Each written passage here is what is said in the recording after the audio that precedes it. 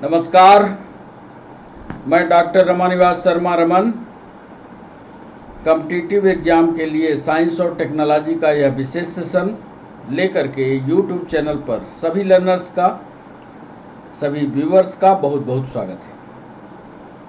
बच्चों, साइंस और टेक्नोलॉजी में जैसा कि आप जानते हो 3 कोर सब्जेक्ट होते हैं, जिसमें फिजिक्स है, केमिस्ट्री है और बायोलॉजी है।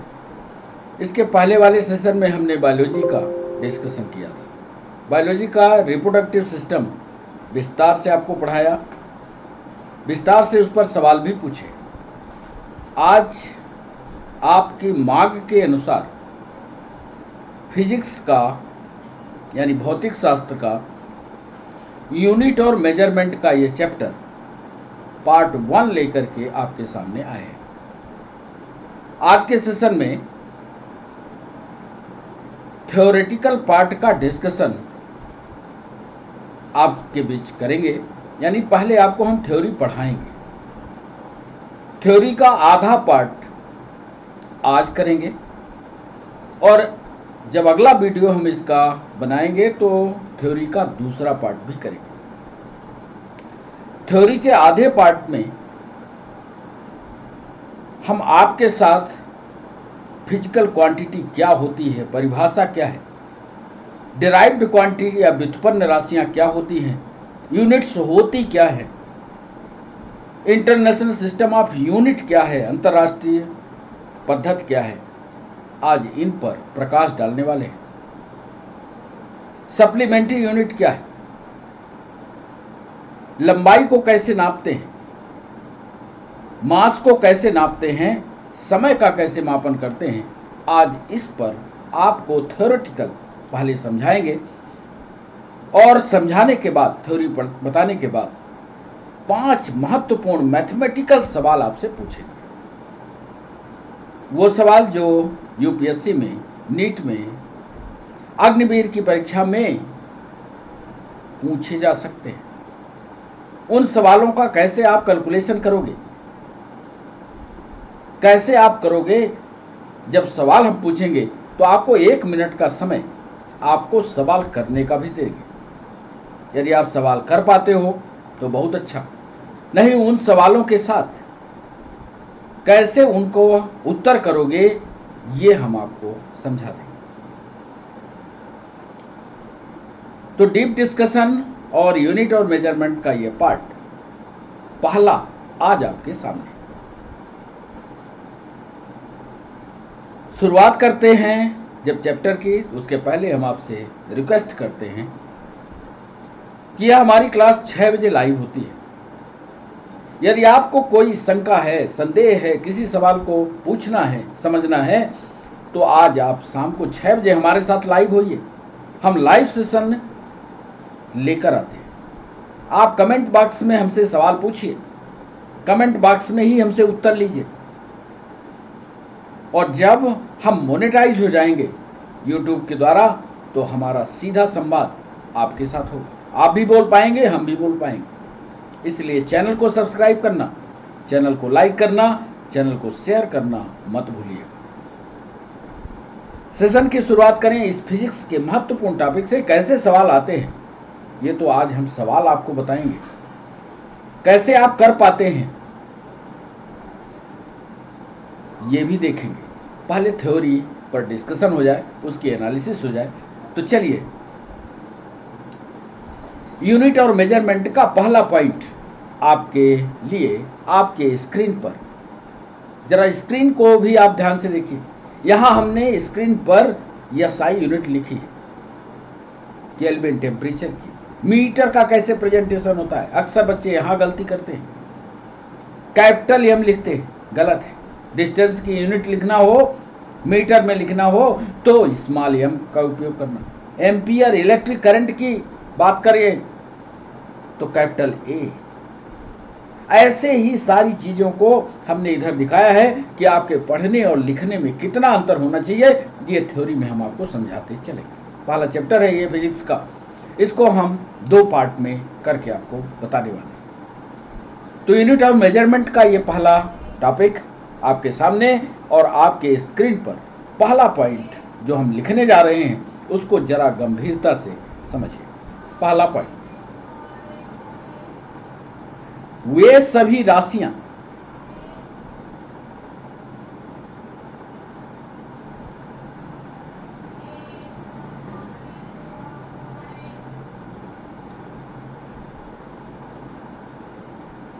जो भौतिकी के नियमों पर आधारित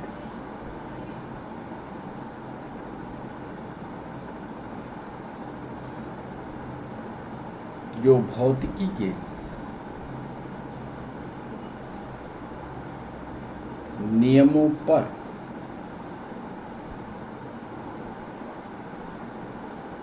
आधारित हैं तथा जिन्हें प्रत्यक्ष, नोट्स भी आपका बेहतर बने इसका भी ध्यान रखिए। कॉम्पिटिटिव एग्जाम की तैयारी कर रहे हों, 11th या 12th की पढ़ाई कर रहे हों, नोट्स जैसी लाइन हम लिखते हैं, ये अपनी भाषा है, ये किसी किताब की भाषा नहीं है। अपनी भाषा में आप लिखेंगे, आपको तुरंत याद होगा। वे सभी राशियां जो भौतिकी के नियमों पर आधारित हैं तथा प्रत्यक्ष या अप्रत्यक्ष रूप से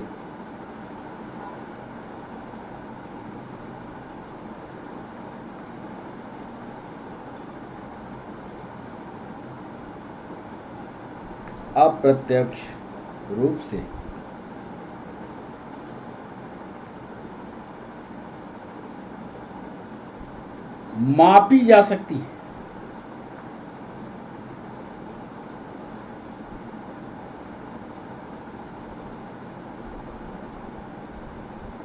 जिनके लिए मापन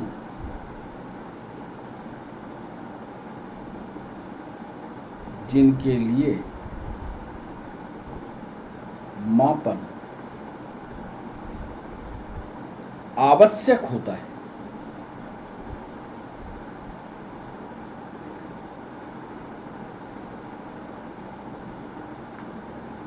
फिजिकल क्वांटिटीज कहलाती है, भौतिक राशियां कहलाती है।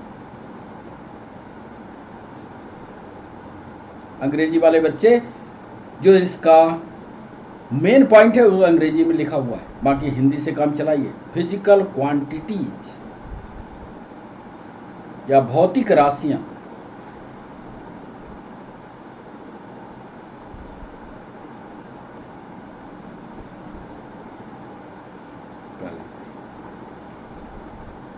बड़ा इंपॉर्टेंट पॉइंट है ये, जिसमें फिजिकल क्वांटिटी या भौतिक राशियों की परिभाषा बताई जा रही है। ऐसी राशियां जो भौतिकी के नियम पर हैं, डायरेक्ट या इनडायरेक्ट उनका मेजरमेंट हो सकता है, और जिनका मापन भी, मेजरमेंट भी आवश्यक है, इंपॉर्टेंट है। 3 महत्वपूर्ण गुणों को हमने थ्योरेटिकल लिख दिया। फिजिकल क्वांटिटी के 3 प्रमुख गुण लिखे। पीएससी वाले बच्चे जब मेंस की कॉपी लिखने जाते हैं तो एक बार ये सवाल पूछा गया था कि फिजिकल क्वांटिटी के 3 प्रमुख लक्षण लिखिए। तीनों लक्षणों को हमने एक साथ कर दिया।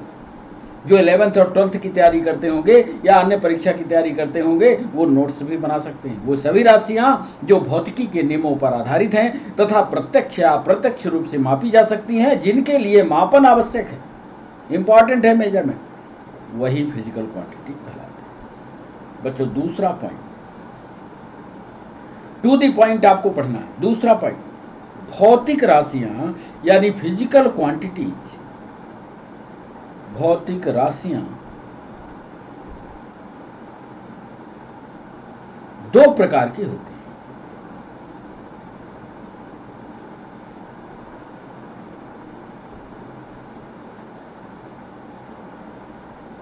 जो बच्चे नेट की परीक्षा दे रहे हैं या जिन्होंने ड्रॉप लिया है, वो ऐसा ही नोट्स कॉपी खरीदें और ऐसा ही नोट्स टू द पॉइंट बनाएं, एक एक पॉइंट उनके दिमाग पर चलता रहे।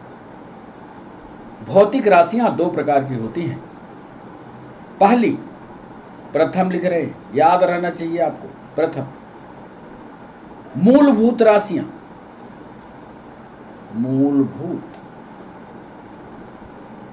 राशियां, अंग्रेजी में इसको कहते हैं फंडामेंटल यूनिट्स। आज थ्योरी की बारी है बच्चों, याद कर लेना, फंडामेंटल यूनिट्स। और दूसरी ऐसी राशियां होती हैं जो द्वितीय लिखिएगा, द्वितीय व्युत्पन्न राशियां, व्युत्पन्न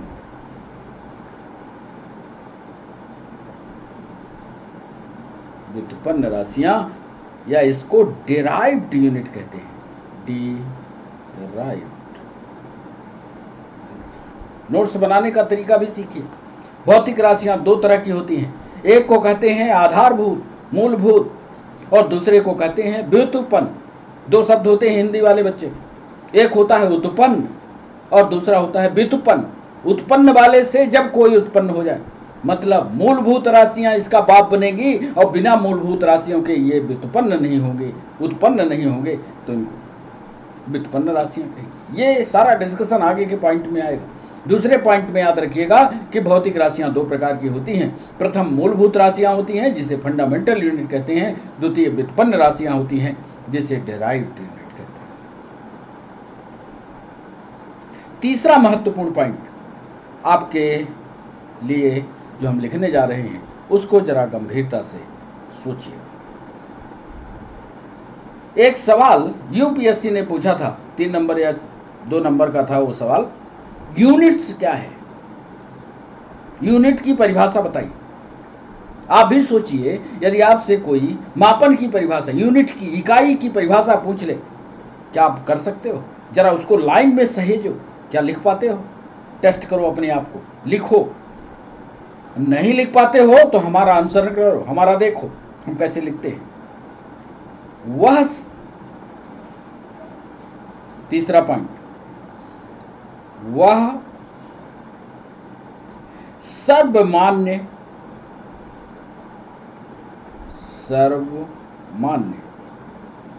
मानक, मानक का मतलब स्टैंडर्ड, सर्वमान्य माने जिसको दुनिया मानती हो, यूनिवर्सली, जिसका उपयोग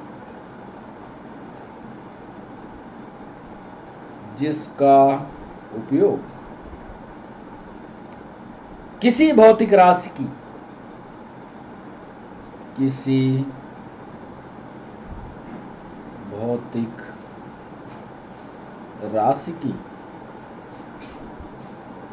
तुलना के लिए किया जाता है।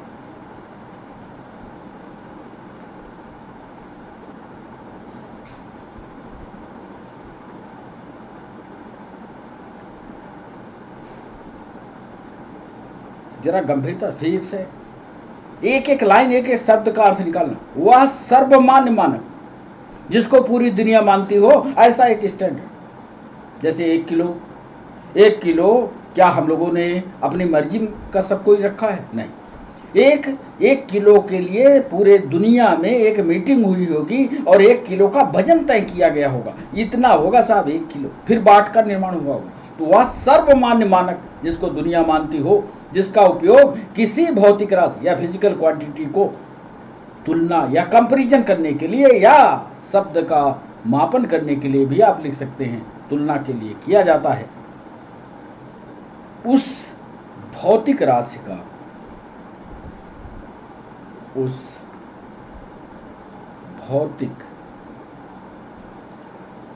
का मात्रक कहलाता है, मात्रक या यूनिट।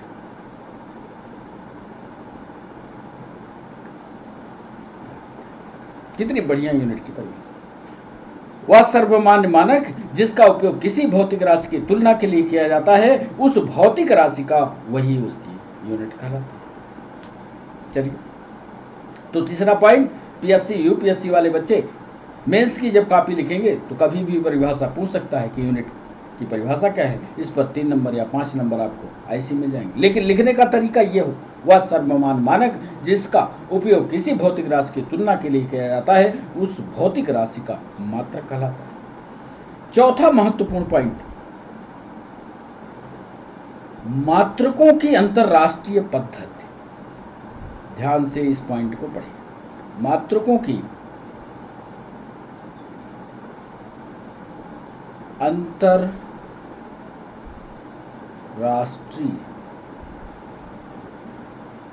पद्धति। चलिए इसको अंग्रेजी में कर लेते हैं, international system of unit.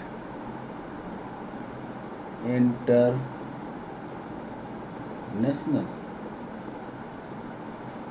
System of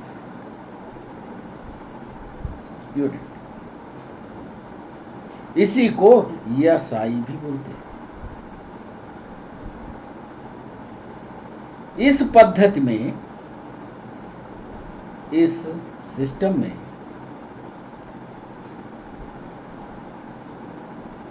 7 मूल मात्रक हैं, 7 मूल मात्रक यानी फंडामेंटल,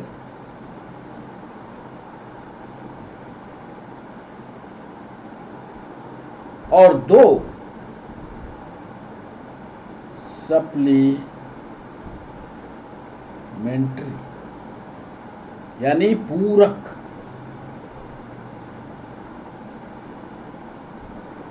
मात्रक, इसकी एक लिस्ट हम आपको देते हैं। मात्रकों की इंटरनेशनल सिस्टम में या SI यूनिट में 7 जो है फंडामेंटल यूनिट मानी गई, और 7 के अलावा 2 जो है उसकी सप्लीमेंट्री यूनिट होती हैं। कौन सी ये 7 मात्रक हैं? पहले तो ये बता दें, सप्लीमेंट्री यूनिट इसी अक्सर ऑब्जेक्टिव में पूछा जाता है, तो पहले ये समझ लीजिए कि ये महत्वपूर्ण यूनिट कौन कौन सी है। 7 की हमने बात की। नंबर 1 पर लिखिएगा,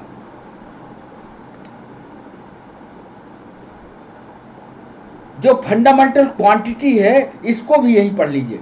फंडामेंटल क्वांटिटी, भौतिक राशि वो कौन सी है, आधारभूत राशि कौन सी है, जैसे लंबाई। ये यहां जब आप टेबल बनाइएगा तो इसको मूल राशि लिख लीजिए। लिख लिया? मूल राशि के बाद इसका मूल मात्रक लिख लीजिए, मूल मात्रक, और फिर इसका प्रतीक कैसे आप दिखाते हैं। 3 खांचे बना लीजिए और तीनों खांचों में अलग अलग लिखिए। तो मूल राशि जो है हुई लंबाई।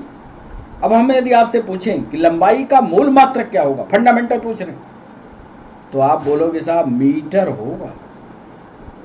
लंबाई को तो मीटर में ही नापते। प्रतीक कैसे दिखाएंगे? धोखा मत करना, प्रतीक पर जरा ध्यान रखना, हमने स्मॉल m लिखा है। तो पहला पॉइंट हो गया। आपको याद भी हो गया होगा कि लंबाई को मीटर से दिखाना है, स्मॉल m से उसको प्रदर्शित करना है। संकेत हमारे पास स्मॉल m का होना चाहिए। बच्चों, दूसरा सवाल। अब बात करते हैं, ये लेंथ हुआ।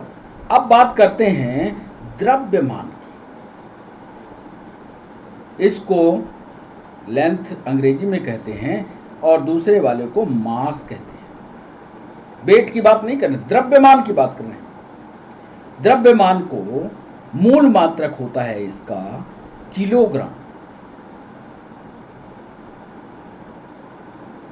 इसको दिखाओगे कैसे साहब?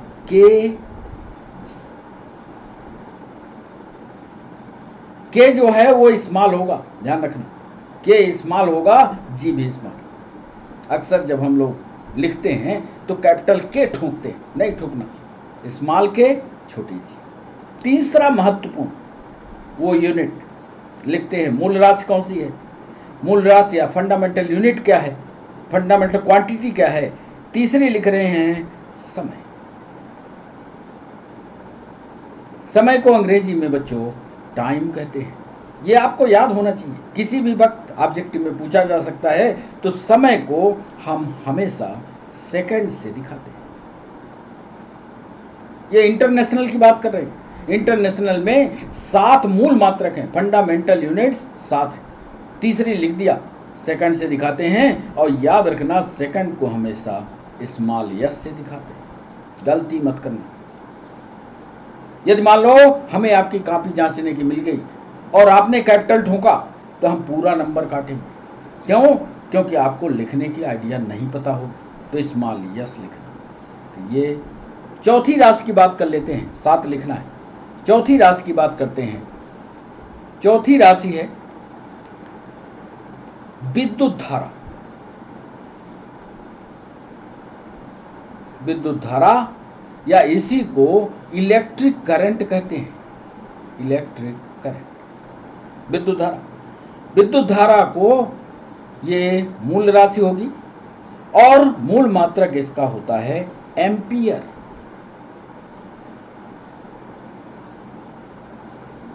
कई बच्चे 12th पढ़ने के बाद नीट की तैयारी करते होंगे, ये सब 11th और 12th की ही बात है, 10th की भी बात है, पढ़ा आपको याद होना चाहिए। बोलो एम्पियर को लिखोगे कैसे? हमेशा याद रखना कि इसको कैपिटल ए से लिखना होगा। अब बात करते हैं टेम्परेचर की। टेम्परेचर 5वें नंबर पर यानी ताप। ताप को केल्विन से दिखाते हैं। ये सारे चैप्टर हम फिजिक्स में कवर कराएंगे, उस समय आपको याद आएगा केल्विन लिखना। केल्विन को हमेशा याद रखना कैपिटल के से लिखते हैं। टेम्परेचर के बाद ज्योति तीव्रता 6वां, ज्योति तीव्रता। और ज्योति तीव्रता को कैंडेला कहते हैं, कैंडेला में दिखाते हैं। लेकिन लिखने में एक विशेषता देखना, दोनों छोटे होते हैं, सी और डी दोनों छोटे। यदि आपने बड़े कर दिया तो इसका मतलब आपको फिजिक्स के यूनिट्स के बारे में लिखने की अच्छी जानकारी नहीं। इसीलिए हम आज संकेतों को स्पष्ट रूप से आपको समझा रहे हैं कि ज्योति तीव्रता को आप छोटा लिखना। इसको अंग्रेजी में कहते हैं ल्यूमिनस इंटेंसिटी। अंग्रेजी वाले बच्चे अंतिम मूल राशि लिखने जा रहे हैं, 7वां, पदार्थ की मात्रा। अब तो आपको याद हो गया होगा, कहीं से भी हम पूछें उसका मूल मात्रक पूछे। पदार्थ की मात्रा का मूल मात्रक होता है, केमिस्ट्री में आपने इसको पदार्थ की मात्रा को नापते हैं। आप केमिस्ट्री के लैब में गए होंगे, ढक्कन खोलते होंगे, कैसे तौलते होंगे। पदार्थ की मात्रा को नापने को मोल बोला जाता है। बोलो साहब इसको कैसे लिखोगे? सब छोटा, यम भी छोटा, ओ भी छोटा, यल भी छोटा। ये छोटा यल है, इसको मूल से दिखाते हैं। तो ये 7 जो थी इंटरनेशनल यूनिट में मूल राशि थी। हमने मूल राशि गिना दी, मूल मात्रक बता दिए, संकेत दिखा दिए। क्या इसमें अभी कंफ्यूजन है आपको? नहीं। चलो, अब हमने आपसे वादा किया कि इसकी 2 सप्लीमेंट्री यूनिट या पूरक मात्रक भी है। यहीं पर लिख देते हैं कि 2 पूरक मात्रक हैं। पूरक मात्रक 2 हैं। एक को कहते हैं रेडियन और दूसरे को कहते हैं स्टेरेडियन। इस पर भी सवाल ऑब्जेक्टिव बनते हैं। रेडियन, रेडियन से किसको नापते हैं? ज्यादातर कॉम्पिटिटिव, इसकी एनालिसिस पर मत जाइए। इससे में जो सवाल पूछता है सिर्फ इससे कि यदि आपको प्लेन एंगल का मापन करना है, समतल कोण का मापन करना है, तो किससे करोगे? रेडियन से कि स्टेरेडियन से? ऐसे बहुत सारे सवाल जब हम दूसरा सेशन लेकर के आएंगे तो सवालों की बौछार होगी। इसलिए कह रहे हैं कि यूनिट और मेजरमेंट के चैप्टर को अच्छे से पढ़ लेना। रेडियन, रेडियन का मतलब होता है, रेडियन से किसको नापते हैं? बोलो साहब समतल कोण का मात्रक है। याद करो।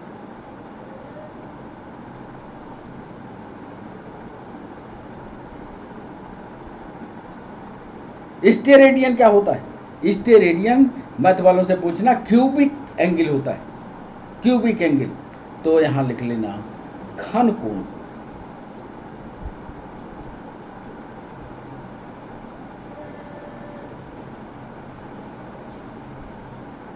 तो हमने 7 मात्रक बताए आपको, जो मूल मात्रक थे, फंडामेंटल यूनिट्स थे, और 2 सप्लीमेंट्री यूनिट बताए जिसमें रेडियन और स्टेरेडियन। बार बार दोहराने का मतलब यह है कि आपको चलती हुई क्लास में 1 घंटे के अवर में यदि आप क्लास में लगातार हमारे साथ बने रहेंगे तो आपको याद हो जाएगा। एक महत्वपूर्ण सवाल जो पूछा गया वो अगला पॉइंट, 5वां पॉइंट लिखने जा रहे हैं। 4 पॉइंट हो गए। 5वें पॉइंट में लंबाई का मापन, थोड़ा गहराई में ये सवाल है। लंबाई का मापन या लंबाई के मापन हेतु, इसको जरूर याद करिएगा। मापन हेतु लंबाई मतलब कोई, जैसे ये हाथ है तो हाथ की लंबाई, ऐसे ऐसे लंबाई के मापन हेतु 2 विधियां होती हैं। 2 विधियां होती जिन्हें क्रमशः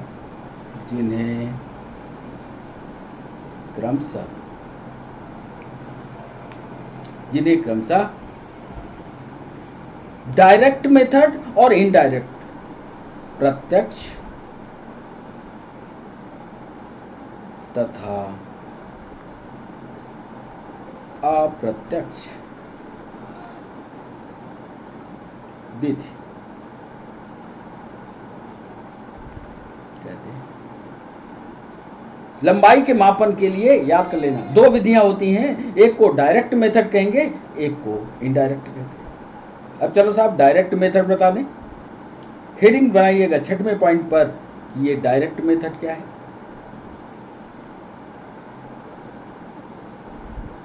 डायरेक्ट मेथड क्या है? इस विधि में लिखिएगा, इस विधि में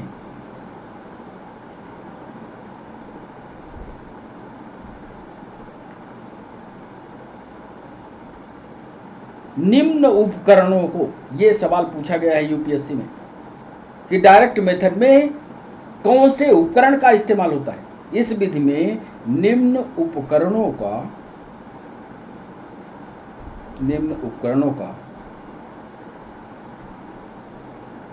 उपयोग कर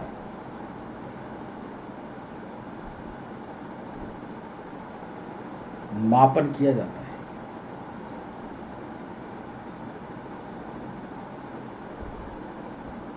अब बोलो साहब वो कौन कौन से हैं? एक तो आप कपड़ा खरीदने जाते हो तो एक डंडा निकालता है, वो मीटर है, मीटर में नापता है। ऐसे ऐसे देखो, लोहे का होता है, कपड़ा को ऐसे, तो एक मीटर वाला। एक आपने जब प्रैक्टिकल किया होगा तो एक इंस्ट्रूमेंट का नाम सुना होगा, साइंस के प्रैक्टिकल में 9th या 8th में आपने सुना होगा, वर्नियर कैलिपर्स। सुना है कि नहीं? जैसे जैसे लंबाई को कम से कम नापने की, बहुत छोटी लंबाई को नापना हो, ये सारे इंस्ट्रूमेंट आ गए, वर्नियर कैलिपर्स। स्क्रू गेज का नाम आपने सुना होगा, स्फेरोमीटर का नाम आप सुना होगा। आज सिर्फ इनके नामों पर हम आपसे चर्चा करेंगे। आपको उनके नामों के बारे में जानना है, मेथड जानने की जरूरत नहीं। कॉम्पिटिटिव एग्जाम में इनकी संरचना नहीं पूछता, नापते कैसे हैं ये नहीं पूछता, सिर्फ इनका नाम पूछता है। तो उन नामों को आप जानने की कोशिश कीजिए। ये बता रहे हैं, ये देखिए, मीटर पैमाना, मीटर पैमाना यानी मीटर स्केल। मीटर स्केल का उपयोग करके आप कितनी लंबाई नाप सकते हो, कितनी मिनिमम लंबाई नाप सकते हो मीटर पैमाने का, मीटर स्केल से। नोट कर लेना, ये ऑब्जेक्टिव में पूछता है। 10⁻³ से, ध्यान से, 10⁻² मीटर तक। याद कर लिया? मीटर पैमाने का -3 पर कर रहे हैं, उधर +2 कर रहे हैं। मीटर पैमाने का इस्तेमाल -3 से +2 तक होता है। समझ गए हो? +2 का मतलब 10 की घात 2 लगाना, लगा लोगे? चलो, बी में हम आपको बता रहे हैं, जिस इंस्ट्रूमेंट की बात की उसको कहते हैं वर्नियर कैलिपर्स। हिंदी में लिखते हैं वर्नियर कैलिपर्स।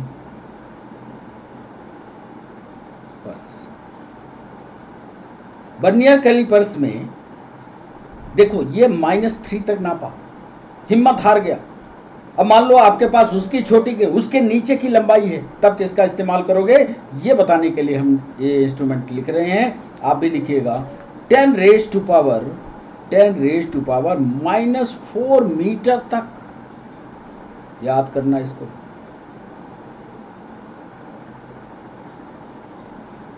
सी पॉइंट पर एक और पेच मापी, देखे हो कि नहीं, ना देखे होगे तो गूगल में देख लेना। पेच मापी, स्क्रू गेज इसको कहते हैं, और एक होता है गोलाई मापी। पेच मापी और गोलाई मापी, इसको अंग्रेजी में इसको स्क्रू गेज कहते हैं, इसको स्फेरोमीटर।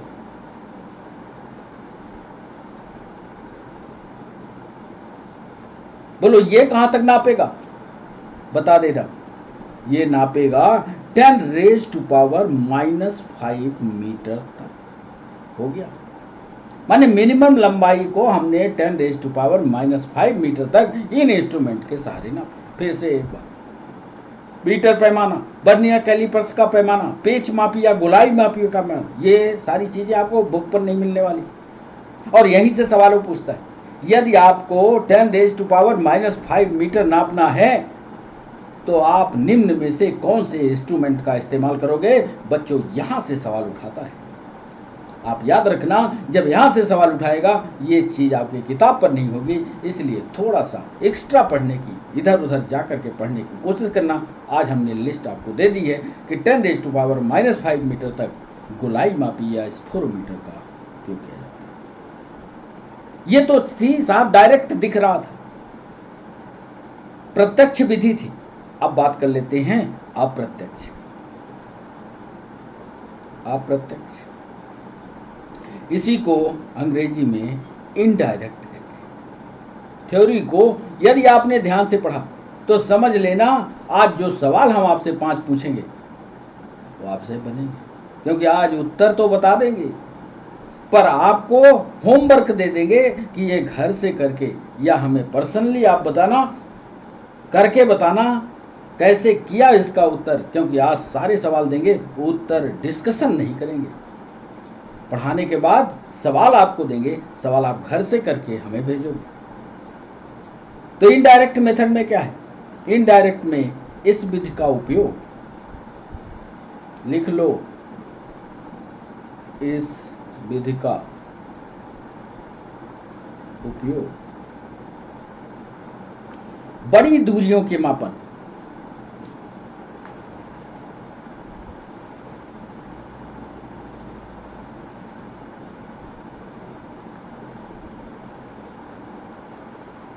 बड़ी दूरियों के मापन,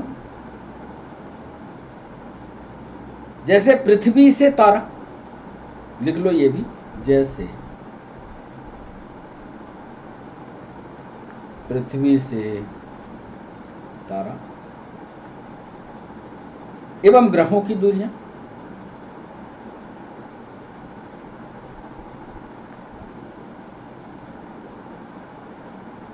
में किया जाता है।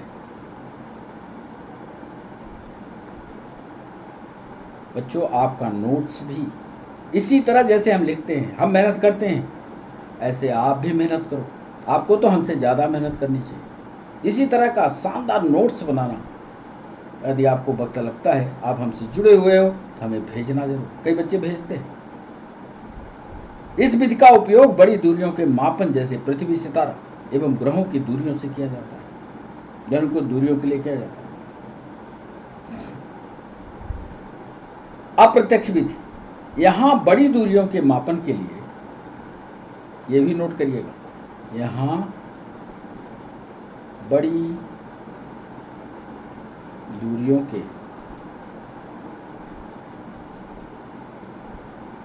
मापन के लिए विभिन्न विधियां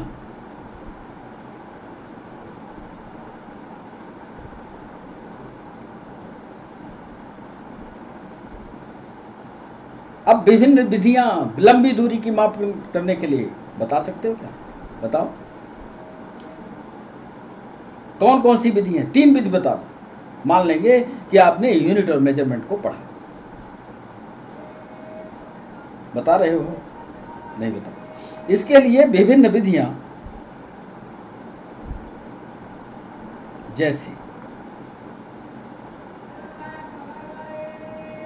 जैसे क्या? एक नंबर में प्रतिध्वनि, इसको इको साउंड कहते हैं, इको साउंड बोलते हैं, प्रतिध्वनि। अक्सर आप शादी ब्याह के पार्टी में जाते हो, जो बाजा बजाने वाला होता है उसके पास जाते हो, उसको बोलते हो इको यार सही, जानो न बूझो इको क्या है, लेकिन बोलते जरूर हो इको इसका करेक्ट। पता है क्या?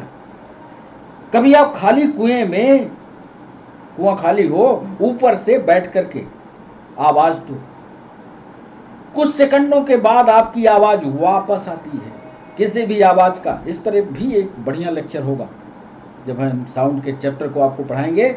जब आप आवाज करते हो वही आवाज जो रिफ्लेक्ट होकर के आती है, यही साउंड इको साउंड का। तो प्रतिध्वन माने उल्टी वाली ध्वन। लंबन विधि, लंबन विधि। एक होती है लेजर विधि, एक होती है राडार विधि।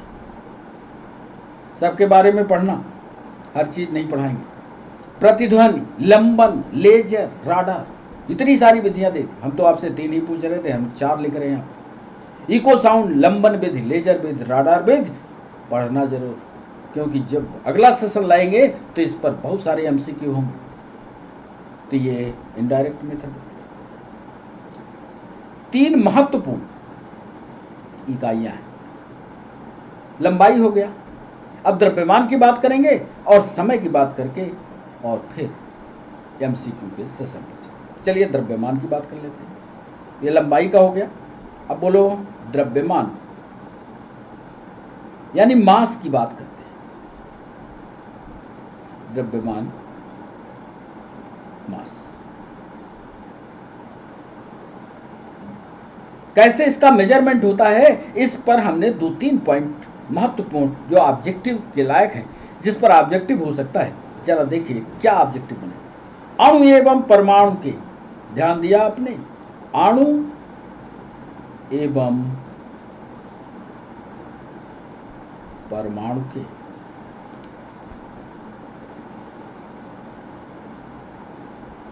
द्रव्यमान के मापन के लिए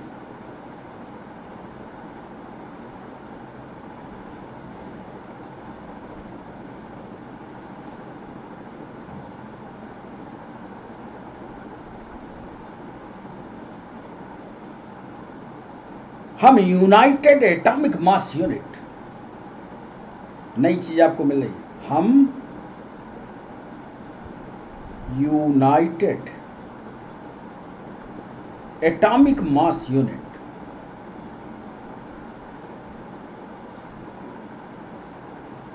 एटॉमिक मास यूनिट याद रखना, United atomic mass unit, Hindi लिख दें एकीकृत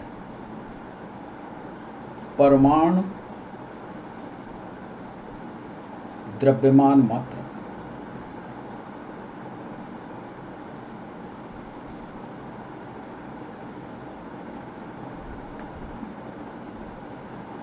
इसको कैसे दिखाते हैं ये भी लिख दें, यू से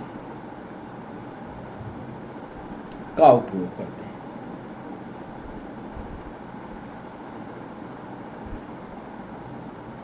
याद रखना ये लाइन, कई बार ये सवाल पूछा। क्या? अणु एवं परमाणु के द्रव्यमान के मापन के लिए हम यूनाइटेड एटॉमिक मास यूनिट, एकीकृत परमाणु द्रव्यमान का उपयोग करते हैं। इसके अलावा इस्तेमाल जो होता है, इसके अलावा जब हॉस्पिटल में बच्चा होता है तो नर्स जब बाहर निकलती है तो बच्चे का वेट जो होता है वो किलोग्राम में नहीं बताती, ग्राम में नहीं बताती, वो बोलती है साहब इतने पाउंड का बच्चा पैदा हुआ।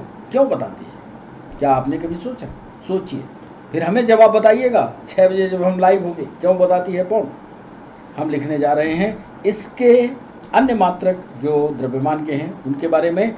एक मात्रक होता है पाउंड।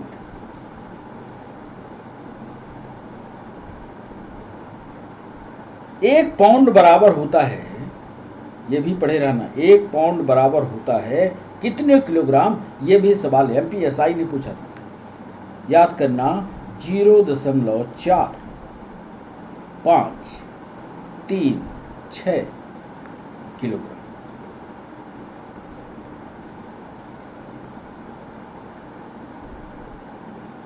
एक स्लग, दूसरा बता रहे हैं, एक स्लग सुना है कभी नाम? अंग्रेजी वाले बच्चे इसको स्लग ही बोलते हैं, SLUG। एक स्लग बराबर होता है 1459 किलोग्राम। सॉरी,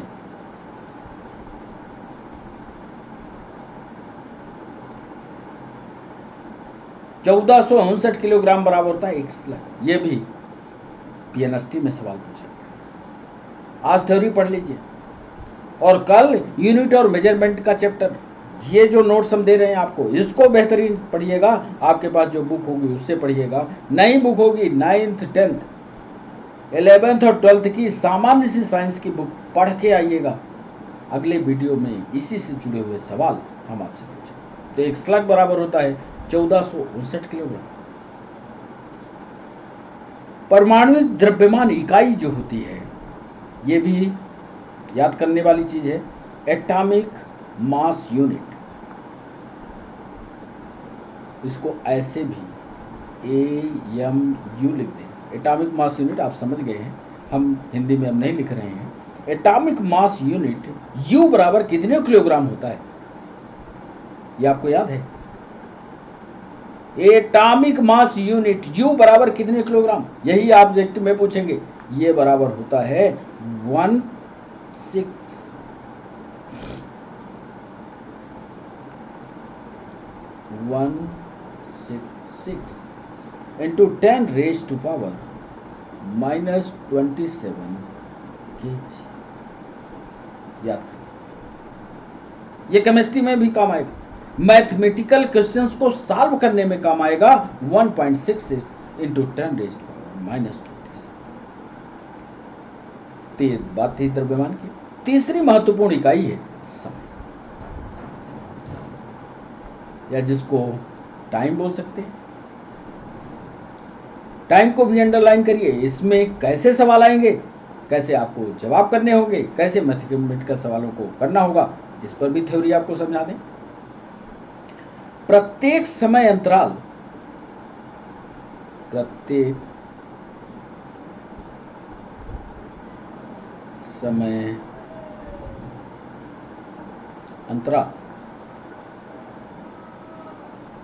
के मापन के लिए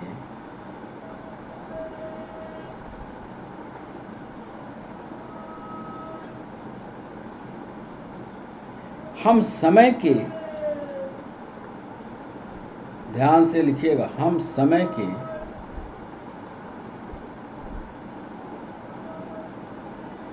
एटॉमिक स्टैंडर्ड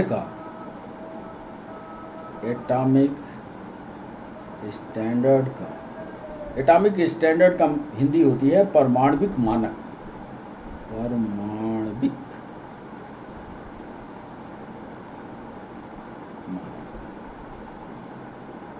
का उपयोग करते हैं। इस पर भी सवाल पूछेंगे।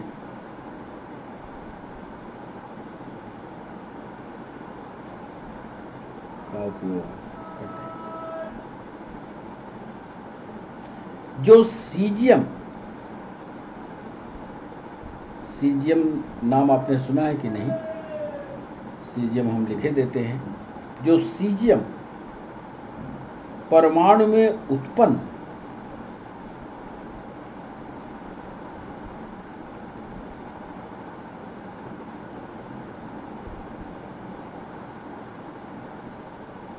आवर्ती कंपनों पर, पीरियोडिक वाइब्रेशन पर, आवर्ती कंपनों पर आधारित है। अब अंदाजा नहीं चलेगा, हम जो समय बताएंगे बिल्कुल एक्यूरेट होगा।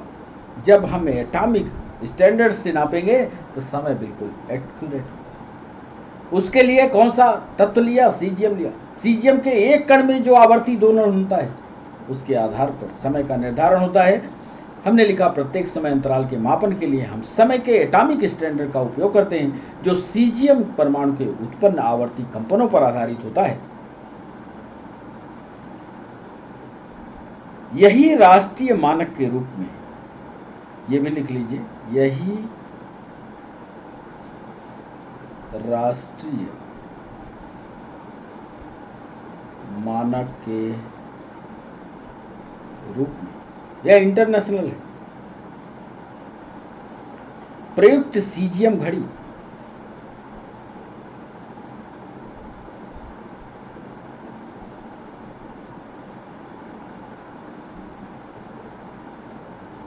जिसे एटॉमिक क्लॉक कहते हैं, लिखिएगा, बड़ी इंपॉर्टेंट बात, जिसे एटॉमिक क्लॉक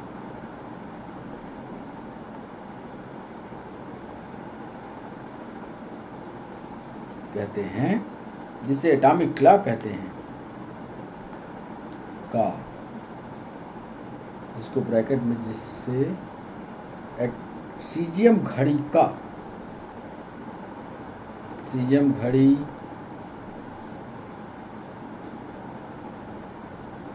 भी कहते हैं, प्रयुक्त सीजियम घड़ी जिसमें एटॉमिक क्लॉक भी कहते हैं, एटॉमिक क्लॉक, जिसे सीजियम घड़ी, प्रयुक्त सीजियम घड़ी को, ये सही कर लीजिएगा हिंदी, प्रयुक्त सीजियम घड़ी को, प्रयुक्त सीजियम घड़ी भी कहते हैं का आधार है। प्रत्येक समय अंतराल के मापन के लिए हम समय के एटॉमिक स्टैंडर्ड का उपयोग करते हैं जो सीजियम परमाणु से उत्पन्न आवर्ती कंपनों पर आधारित होता है। यही राष्ट्रीय मानक के रूप में प्रयुक्त सीजियम घड़ी को एटॉमिक क्लॉक भी कहा जाता है और यही समय नापने का आधार भी, इंटरनेशनल आधार। एक और महत्वपूर्ण पॉइंट हम आपको बता देना चाहते हैं, हालांकि इसका थ्योरेटिकल डिस्कशन अगले वीडियो में हम करेंगे। ये तीन प्रमुख बता दिए, लंबाई, द्रव्यमान और समय।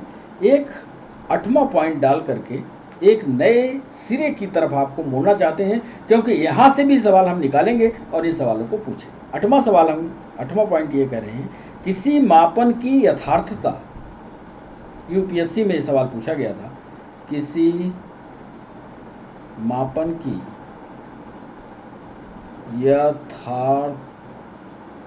यथार्थता, अंग्रेजी में इसको एक्यूरेसी कहते हैं। एक्यूरेसी वह माप है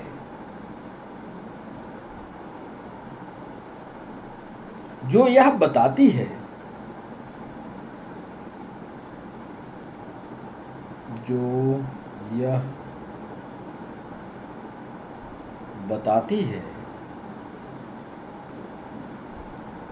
कि किस राशि का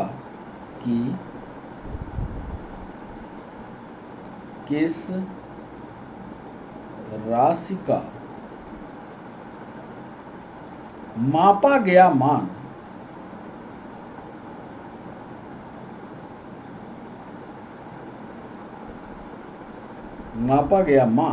उसके वास्तविक मान के कितना निकट है।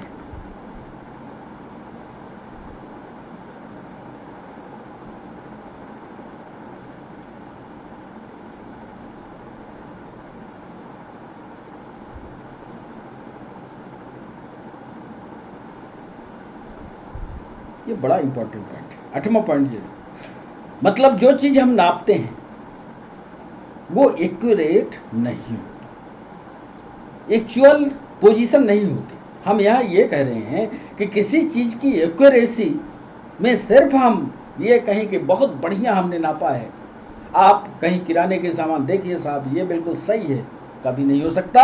हम ये सिर्फ इतना कह सकते हैं कि जो उसका वास्तविक मान है, हम यदि बहुत ताकत लगा दिए एक्यूरेसी लाने में तो हम उसके काफ़ी नज़दीक होते हैं, ये कहलाती है एक्यूरेसी। आप कहते हो ना हम सर बिल्कुल एक्यूरेसी है पढ़ाई पर, सफलता के कितने करीब हो ये एक्यूरेसी कहलाती है। एक्यूरेट तो हो ही नहीं सकता, एक्यूरेसी सफलता के कितने नज़दीक हो, जितनी मेहनत करोगे सफलता आपके उतने ही नज़दीक, ये है एक्यूरेसी। तो आज एक्यूरेसी तक आपको बताया है। इसका अगला थ्योरेटिकल पार्ट अभी विमीय सूत्रों के बारे में कुछ और डिस्कशन आपसे करेंगे, उन चीज़ों को लाएंगे और फिर आपसे पूछेंगे। अब सवाल की बारी है कि 5 सवाल आपसे पूछ लें।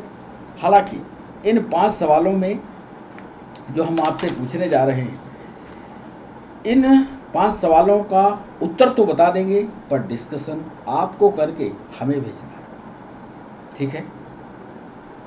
यदि नहीं बना तो आप कमेंट बॉक्स में, क्योंकि हम आपको 1-1 मिनट सब में देंगे, यदि हम डिस्कशन करेंगे तो हमारा समय जाएगा, इसलिए आज आपको समय दे रहे हैं उत्तर बताने का। 1 मिनट रुक करके आप उत्तर बताइएगा, नहीं बनेगा तो फिर जब हम अगला वीडियो लाएंगे तो इन 5 सवालों को जरूर शामिल करेंगे। तो 5 सवालों पर पूरा विस्तार से एक पन्ने में आपको सवाल लगा कर बताएंगे। तो शुरू करें बच्चों। पहला सवाल आपके स्क्रीन पर, यदि 2 लित्र पर लगने वाला, यदि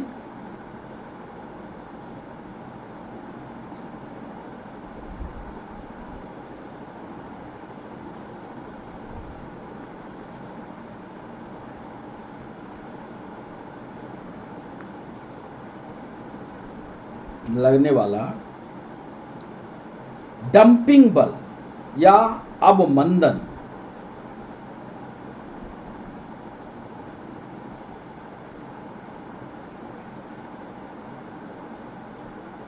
अंग्रेजी वाले बच्चे डैम्पिंग,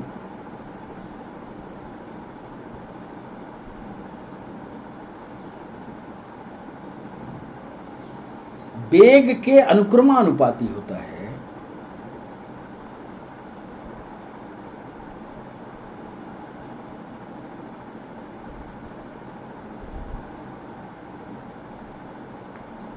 अनुक्रमानुपाती है तो अनुक्रमानुपाती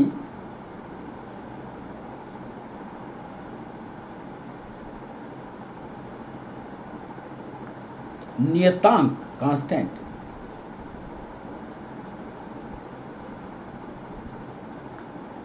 का मात्रक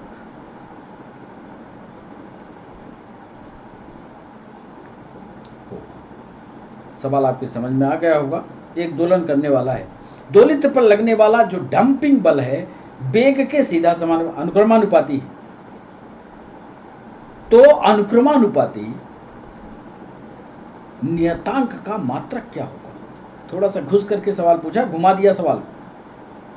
यह ऑल इंडिया मेडिकल टेस्ट में भी पूछा गया है, पीएनएसटी में भी पूछा गया है, एसएससी में भी पूछा गया, एमपीएसआई ने भी ये सवाल पूछा है। बताइए, ऑप्शन दे रहे हैं। ए ऑप्शन दे रहे हैं kilogram metre, kilogram metre second -1। B option दे रहे हैं किलोग्राम मीटर सेकंड, यही रहेगा kilogram metre second -2। C option रहेगा किलोग्राम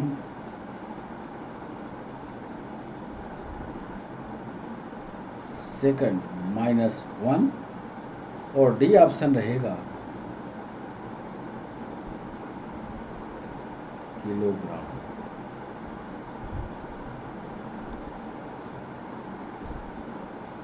हमने पूछा 2 लित्र है, वेग के सीधा समानुपाती है अनुक्रमानुपाती नियतांक, समानुपाती नियतांक जो है का मात्रक क्या होगा, kilogram metre second -1, second -2, kilogram second -1, kilogram second. सोच समझ कर जवाब करिएगा। नहीं बनेगा तो हम बताएंगे, यहीं कोने में लगा देंगे इसका, पर बताएंगे आज नहीं। क्या आज आप सोचते हो कि आज ही सब निपटा देंगे? नहीं, आप भी कोशिश करें। दूसरा सवाल आपसे पूछते हैं, यह सवाल यूपीएससी ने पूछा। यूपीएससी वाले सतर्क हो जाओ, वहां भी फिजिक्स के सवाल आ सकते हैं। किसी क्षेत्रफल से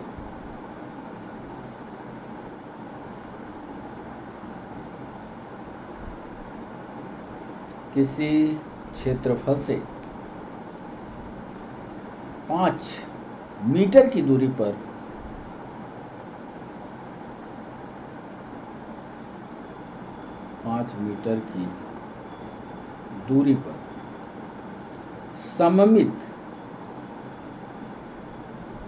सममित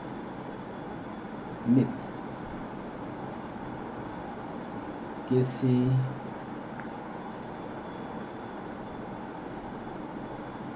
बिंदु पर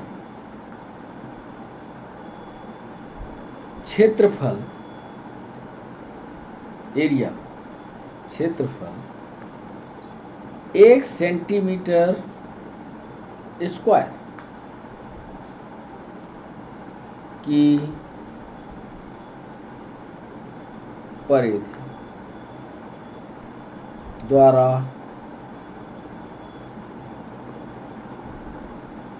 अंतरित किया गया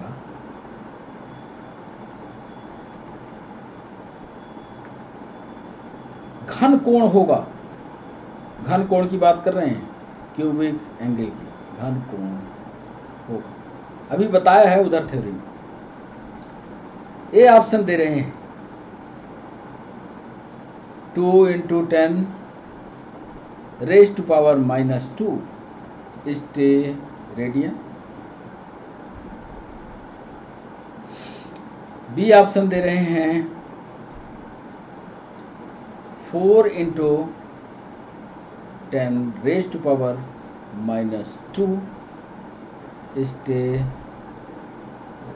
रेडियन। तीसरा सी दे रहे हैं 6.6 × 10⁻⁻² स्टे रेडियन। और डी ऑप्शन दे रहे हैं 8 × 10⁻⁻² आपको समय भी दे रहे हैं, 1 मिनट का समय ले लो। किसी क्षेत्रफल से 5 मीटर की दूरी पर सममित किसी बिंदु पर क्षेत्रफल 1 सेंटीमीटर की परिधि है। परिधि माने गोलाकार की जो एरिया होती है, परिधि द्वारा अंतरित किया गया घनकोण या बनाया गया फॉर्म्ड क्यूबिक एंगल होगा कितना। थोड़ा सा सवाल लगाना पड़ेगा, नहीं बनेगा तो बताना, थोड़ा हिंट देंगे जब इसका उत्तर हम आपको बताएंगे। बच्चों, तीसरा सवाल आपके स्क्रीन पर अब रहा, वह युक्ति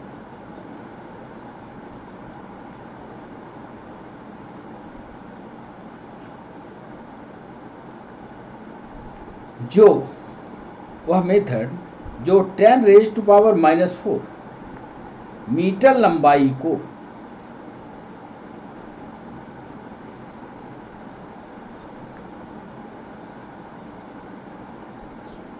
यथार्थता पूर्वक माने एक्यूरेसी के साथ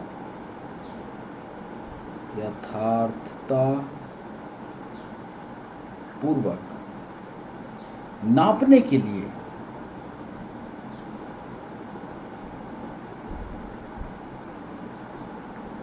प्रयोग की जाती है।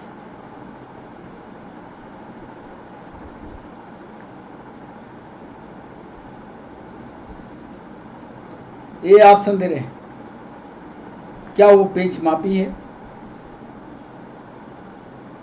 स्क्रू गेज है। बी ऑप्शन दे रहे हैं, क्या वो स्फेरोमीटर है, क्या वह गोलाई मापी है। सी ऑप्शन दे रहे हैं क्या वर्नियर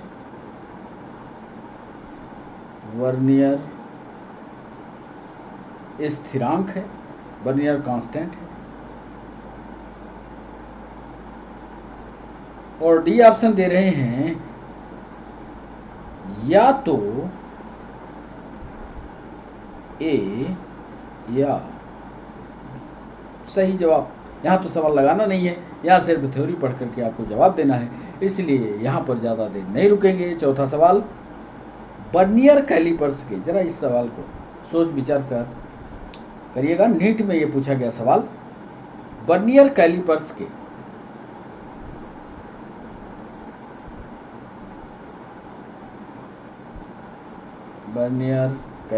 के मुख्य पैमाने के यन भाग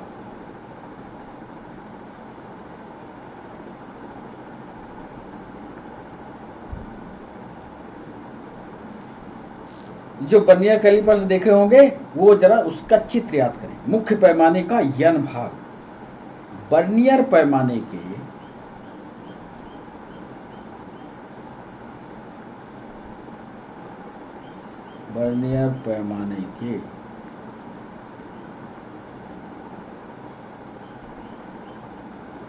n+1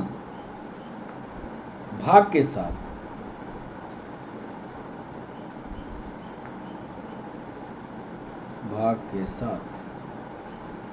समान है, भाग के साथ समपाती है। जैसा सवाल लिखा था वही हमने लिखा, समपाती है।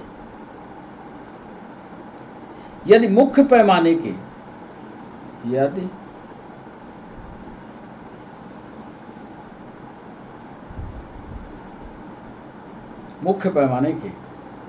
प्रत्येक भाग के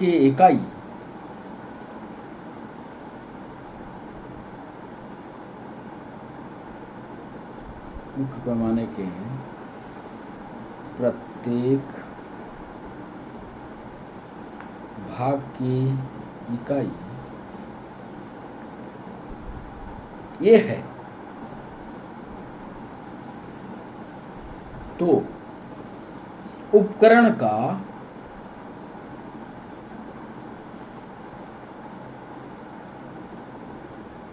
अल्पतमांक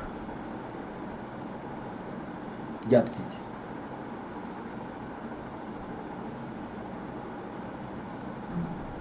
ये ऑप्शन दे रहे हैं क्या a/n+1 होगा तो क्यों होगा। बी ऑप्शन दे रहे हैं 3a/4 × n+1। सी ऑप्शन दे रहे हैं a/n+1 का होल स्क्वायर। और बच्चों डी ऑप्शन दे रहे हैं a/n+1 का होल स्क्वायर। टाइम भी देते हैं आपको, लगाइए, ज़्यादा लगाने की जरूरत नहीं है, फिर भी हम इसका जब वापस होंगे तो आपको उत्तर बताएं। बच्चों अंतिम, आज के सेशन का अंतिम सवाल अब आपके सामने ला रहे हैं। 5वां सवाल, पृथ्वी के पूर्ण रूप से अलग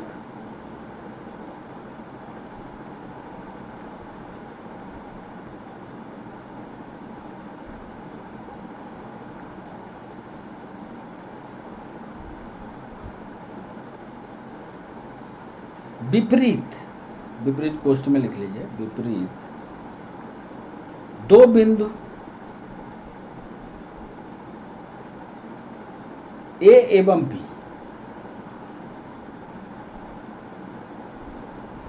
से चंद्रमा का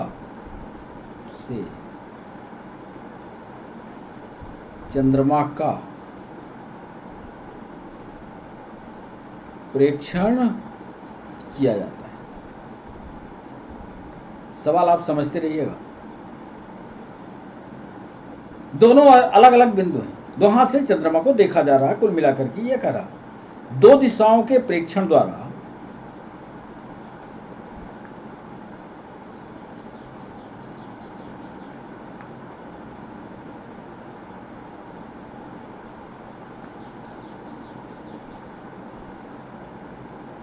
चंद्रमा पर कोण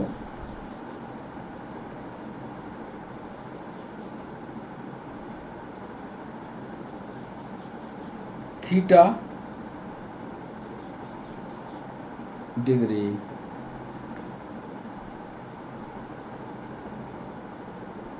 एक डिग्री 54 सेकंड अंतरित है।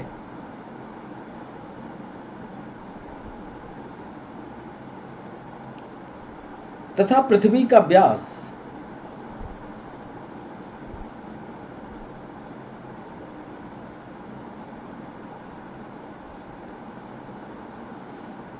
एक 1.276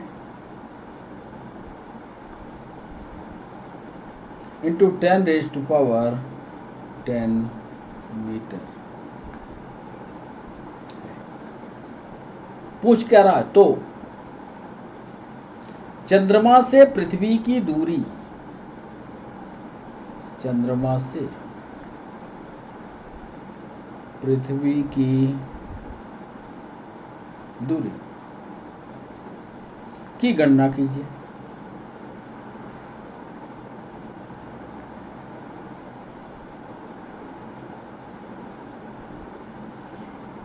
ऑप्शन दे रहे हैं ए 4.5 इंटू 10⁻9 मीटर, बी ऑप्शन दे रहे हैं 3.48 इंटू 10⁻8 मीटर, सी ऑप्शन दे रहे हैं 2.5 इंटू 10⁻4 मीटर, और डी ऑप्शन दे रहे हैं 4 इंटू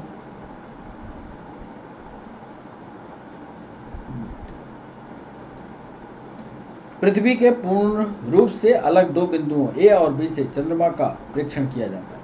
दोनों दिशाओं के प्रेक्षण के द्वारा चंद्रमा पर कोण थीटा 1 डिग्री 54 अंतरित है तथा पृथ्वी का व्यास 1.267 इंटू 10⁻7 मीटर है। तो चंद्रमा से पृथ्वी के दूरी की गणना कीजिए। अब बताइए आप 4.5 होगा कि 3.48 होगा कि 2.5 होगा? सही उत्तर कैलकुलेट कीजिए और फिर हमें आप बताइए सही उत्तर क्या होगा। एक एक सवाल लेते हैं। हमने कहा है कि आज इसके बाद सेशन का समापन करेंगे। पहले सवाल पर आते हैं। कितने लोगों ने कर लिया ये देखिएगा, और यदि किया है तो कैसे किया है ये भी बताना होगा। पहला सवाल हमने दो दोहरे तरह लगने वाला अपबंधन या डंपिंग फोर्स अनुक्रमानुपाती है, सीधा समानुपाती है। हम यहाँ पर सीधा ये लिख सकते हैं कि डंपिंग फोर्स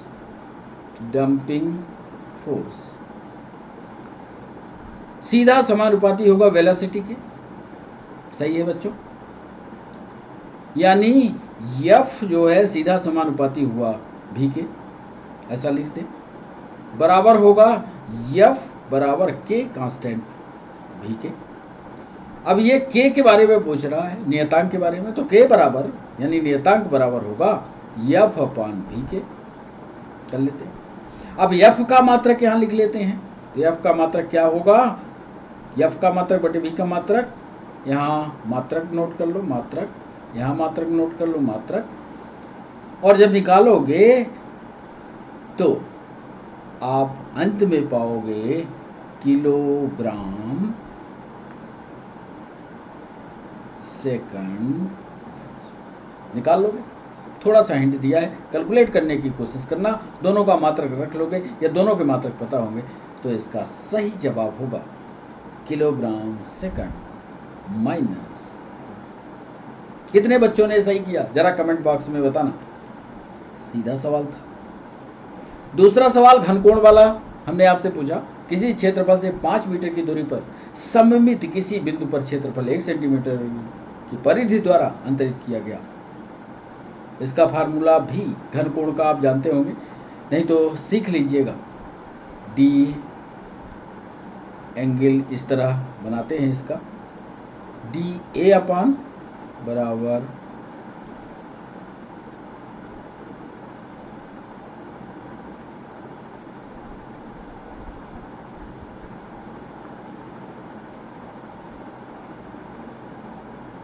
डी ए अपान होगा आर स्क्वायर। तो डी ए यहाँ कितना है, 1 है, 1 सेंटीमीटर स्क्वायर, और इसकी 5 सेंटीमीटर का स्क्वायर चला जाएगा। सवाल पढ़ो तो बनेगा 1 सेंटीमीटर स्क्वायर। इसको जब कैलकुलेट करोगे तो शुद्ध वर्नियर पैमाने पर, यहाँ लिख लेना, शुद्ध वर्नियर पैमाने पर क्या आएगा, 4 × 10⁻⁻2 स्टिल है क्या, कैलकुलेट कर लो। तीसरा सवाल वही युक्त जो 10⁻⁻4 मीटर लंबाई की यथार्थतापूर्वक नापने के लिए प्रयोग की जाती है। इसका तो सरल जवाब होगा, आपने कर लिया होगा। किया कि नहीं किया, या तो पेज मापी या गोलाई मापी, देख लेना। चौथा सवाल जो हम आपसे पूछ रहे हैं, इसमें ध्यान रखना है, इस सवाल में सुन लो कि एक स्क्रू गेज एवं गुलाई मापी का उपयोग 10⁻⁻5 मीटर तक लंबाई मापने के लिए किया जाता है। तो ये उसके पहले थ्योरी में हम आपको बता चुके हैं। चौथा सवाल था कि वर्नियर कैलिपर्स के मुख्य पैमाने के n भाग, वर्नियर पैमाने के n+1। तो इसमें मुख्य पैमाने का, वर्नियर पैमाने पर ऐसे इसको लगाना, वर्नियर पैमाने पर n+1 भाग बराबर होगा मुख्य पैमाने के, बराबर होगा मुख्य पैमाने के n भाग के। होगा कि नहीं, ऐसे लिखा है सवाल। इसलिए चूंकि वाला इसलिए लगाना, इसलिए वर्नियर पैमाने का एक भाग, इसलिए वर्नियर पैमाने का एक भाग कितना होगा मुख्य पैमाने पर, मेन स्केल पर कितना होगा मुख्य पैमाने पर, n, कैपिटल N अपान n+1। मुख्य पैमाने के प्रत्येक भाग की इकाई कितनी है, a है, ये उधर सवाल पर लिखा हुआ है। तो अल्पतम माप का फार्मूला लगाना और फिर उत्तर निकालना। पूरा नहीं बताएंगे, पूरा तुम लोग अपने से करो। इसका सही जवाब होगा, चौथे सवाल का सही जवाब है ये निकले, अल्पतम माप निकालना। पांचवा और अंतिम सवाल, पृथ्वी के पूर्ण रूप से अलग दो बिंदु ए और बी।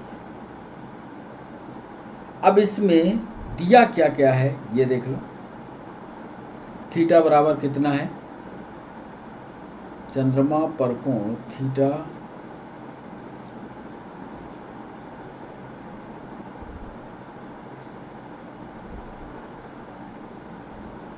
बराबर कितना, तो यहाँ पर दिया है, ऐसे लिखना, दिया है, हिंट भर दे रहे हैं, पूरा नहीं करेंगे। यदि आप कह दोगे कि नहीं बना, कमेंट बॉक्स में लिख देना नहीं बना, तो जब अगला वीडियो सेशन पार्ट 2 ले आएंगे तो पूरी फिर से इन सवालों को आपसे करवाएंगे। दिया है थीटा बराबर